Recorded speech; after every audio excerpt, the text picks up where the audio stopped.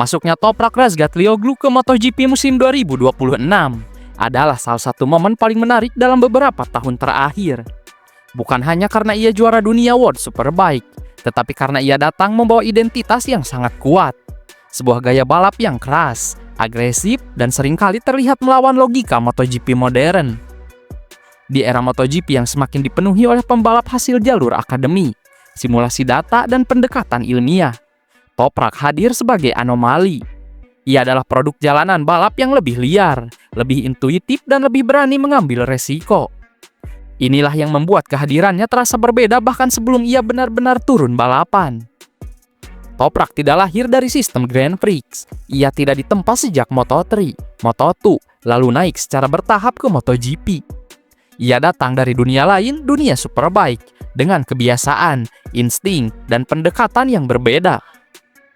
Karena itulah, reaksi pedok MotoGP terhadap kedatangannya bukan sekedar rasa penasaran, tetapi respect yang disertai kewaspadaan.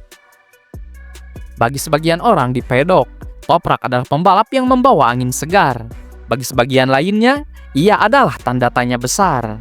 Namun satu hal yang tidak bisa dipungkiri, nama Toprak sudah lebih dulu diperbincangkan. Bahkan sebelum satu lap pun ia jalani di MotoGP. Dan yang menarik, hampir semua suara penting di MotoGP sepakat dalam satu hal. Toprak adalah talenta istimewa. Perbedaan pendapat hanya terletak pada satu pertanyaan besar.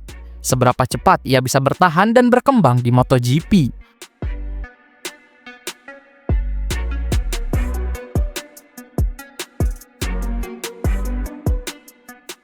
Tidak banyak pembalap yang bisa membuat Marc Marquez berhenti dan berkata, "Saya menghormati gaya balapnya." Dan Toprak adalah salah satunya. Saya sangat menghormati gaya balapnya. Itu berbeda, terutama cara dia menggunakan rem depan dan melakukan stupi. Dia pembalap yang sangat spektakuler. Bagi Marquez, pengereman bukan hanya teknik, itu adalah senjata. Dan ia melihat Toprak menggunakan senjata yang sama, bahkan dengan cara yang lebih ekstrim. Pujian ini bukan basa-basi. Marquez tahu betul betapa mahalnya resiko saat mengandalkan ban depan secara agresif. Lebih dari itu, pujian Marquez juga bisa dibaca sebagai pengakuan antar sesama pembalap dengan gaya melawan batas. Keduanya dikenal sebagai rider yang rela mengorbankan stabilitas demi keunggulan sepersekian detik. Dalam konteks ini, Toprak dianggap sejajar secara mentalitas, meski datang dari jalur berbeda. Pengakuan dari Marquez juga memiliki makna simbolis. Pembalap paling agresif di MotoGP mengakui agresivitas pembalap Superbike. Ini bukan hal kecil, ini adalah legitimasi.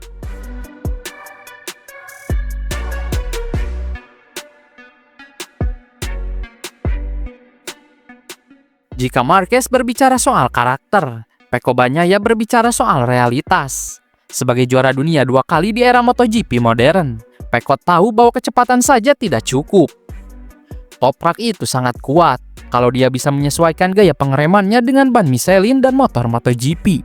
Dia bisa menjadi pembalap yang sangat kompetitif. Bagnaia secara halus menegaskan bahwa MotoGP adalah soal mengelola batas, bukan sekedar menabraknya. Di MotoGP, pengereman ekstrim tanpa kontrol justru sering berakhir pada degradasi ban dan hilangnya konsistensi di akhir balapan.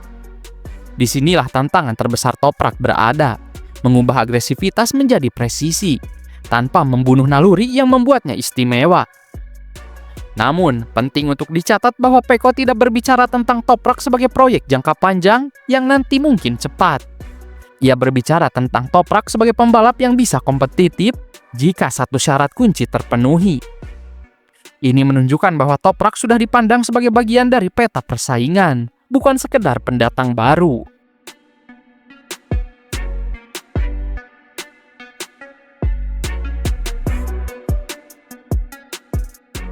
Jika ada satu pembalap muda yang tidak ragu berbicara jujur, itu adalah Pedro Acosta. Dan ketika ia bicara soal Toprak, nadanya sangat jelas. Kalau Toprak masuk MotoGP, saya yakin dia akan jadi salah satu yang terbaik. Apa yang dia lakukan di Superbike itu tidak normal. Pernyataan ini menarik karena datang dari pembalap generasi baru, generasi yang tumbuh di era data-driven racing, simulasi, dan pendekatan matematis. Ketika Acosta menyebut Toprak tidak normal, ia sedang mengakui bahwa ada kualitas balap yang tidak sepenuhnya bisa dijelaskan oleh telemetri. Dalam konteks persaingan jangka panjang, ini adalah pengakuan bahwa Toprak bukan hanya ancaman jangka pendek, tetapi figur yang bisa mengganggu keseimbangan kekuatan MotoGP, terutama jika ia berhasil beradaptasi lebih cepat dari perkiraan.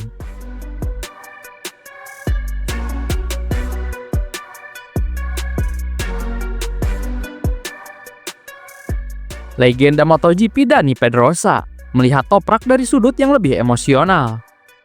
Toprak itu sangat spektakuler. Kadang dia mengingatkan saya pada Kevin Schwantz, agresif, berani, dan selalu menarik untuk ditonton. Perbandingan dengan Kevin Schwantz bukan sekedar nostalgia. Itu adalah pengakuan bahwa Toprak membawa unsur hiburan murni ke MotoGP, sesuatu yang semakin langka di era optimasi ekstrim. Pedrosa, yang dikenal sebagai pembalap sangat halus dan presisi, justru mengapresiasi sisi liar Toprak. Ini memperlihatkan bahwa MotoGP tidak hanya membutuhkan pembalap cepat, tetapi juga pembalap yang memberi emosi.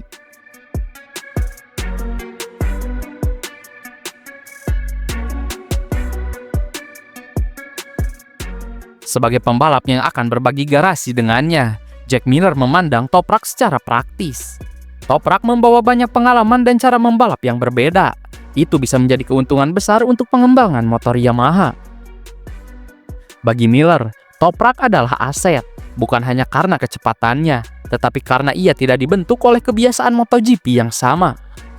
Ini memberi Yamaha sudut pandang baru dalam memahami masalah motor mereka, terutama soal traksi depan, feedback ban, dan stabilitas saat pengereman keras. Dalam fase pembangunan ulang Yamaha, pembalap seperti Toprak bisa menjadi katalis perubahan, bukan sekedar pengisi kursi.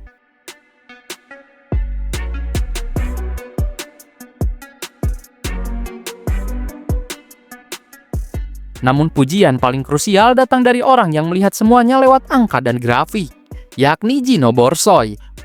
Yang paling bikin saya terkesan adalah pengeremannya. Luar biasa. Meski dibandingkan Superbike, ia harus beradaptasi dengan ban dan motor ini. Belajar untuk mengerem lebih halus. Namun, dari data, terlihat ia sudah memahaminya dan mulai menerapkannya agar lebih efisien. Borsoy menegaskan bahwa proses adaptasi Toprak bukan wacana, melainkan sudah terlihat secara nyata di data. Ini mematahkan narasi lama bahwa Toprak terlalu kasar untuk MotoGP. Lebih jauh lagi, ini menunjukkan bahwa Toprak datang tanpa ego berlebihan. Ia tidak memaksakan gaya Superbike-nya secara mentah, tetapi bersedia berevolusi sambil tetap menjaga kekuatan utamanya.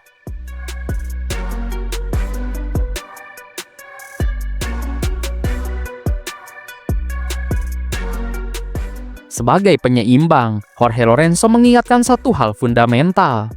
MotoGP itu dunia yang berbeda, bakat saja tidak cukup. Motor, ban, dan kemampuan beradaptasi adalah segalanya. Lorenzo menempatkan Toprak di jalur yang sama dengan semua pembalap hebat lain yang pernah pindah kelas. Tidak ada jalur cepat, tidak ada keistimewaan. Namun justru disinilah letak signifikasinya. Toprak diperlakukan sebagai pembalap elit, bukan sebagai eksperimen.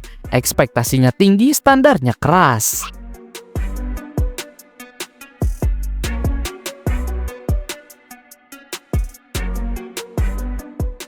Dari semua pernyataan ini, satu gambaran besar terbentuk. Toprak Razgatlioglu datang ke MotoGP bukan sebagai eksperimen, bukan sebagai gimmick, dan bukan sebagai pengisi grid. Ia datang sebagai talenta langka yang sudah lebih dulu mendapatkan respect. Namun MotoGP bukan tempat untuk hidup dari respect. Ia adalah tempat untuk berevolusi, bertahan, dan membuktikan diri ulung. Jika adaptasi yang dilihat Gino Borsoy benar-benar berkembang, jika Toprak mampu menjinakkan agresinya tanpa kehilangan identitas, maka musim 2026 bukan sekedar debut. Ia bisa menjadi awal dari bab baru MotoGP. Bab yang lebih liar, lebih berani, dan lebih manusiawi. Dan itulah mengapa, sejak hari ini, Toprak Razgatlioglu sudah menjadi cerita besar di MotoGP. Bahkan, sebelum lampu start pertama padam.